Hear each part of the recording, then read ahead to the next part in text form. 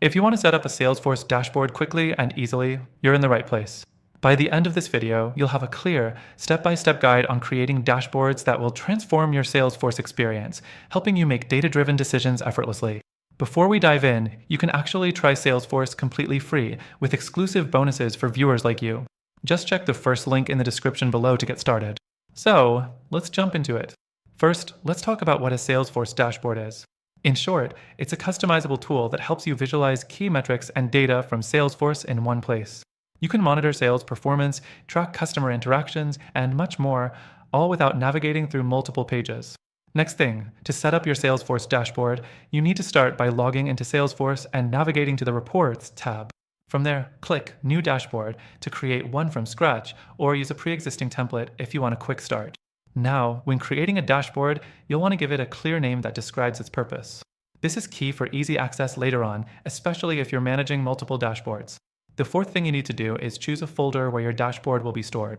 It's a good idea to use a folder that matches the department or team the dashboard is intended for, so it stays organized. Once you have your dashboard created, it's time to add components. These are the individual charts, tables, or graphs that display your data.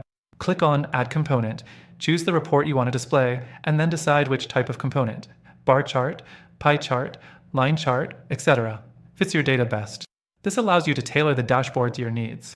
Next up, make sure your dashboard is interactive. Salesforce dashboards allow you to filter data by specific criteria. You can add filters for things like date ranges, user roles, or regions to make your dashboard dynamic. This will ensure that users can drill down into the data that matters most to them. The sixth thing is setting up the layout.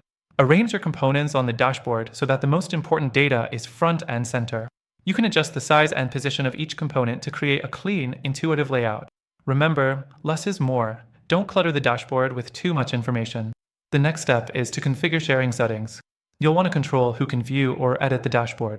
Salesforce allows you to share dashboards with specific users or groups, so only the right people have access to your important data. Finally, once your dashboard is complete, make sure you're regularly updating and maintaining it. Salesforce dashboards can become outdated if not refreshed periodically. Set a reminder to review the data every few weeks to keep everything relevant. To wrap up, remember that Salesforce dashboards can be a powerful tool for any business, but only if set up properly. And as I mentioned, you can start using Salesforce for free with our exclusive bonuses.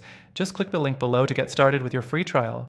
If you found this video helpful, make sure to check out that free trial and start optimizing your Salesforce dashboard today.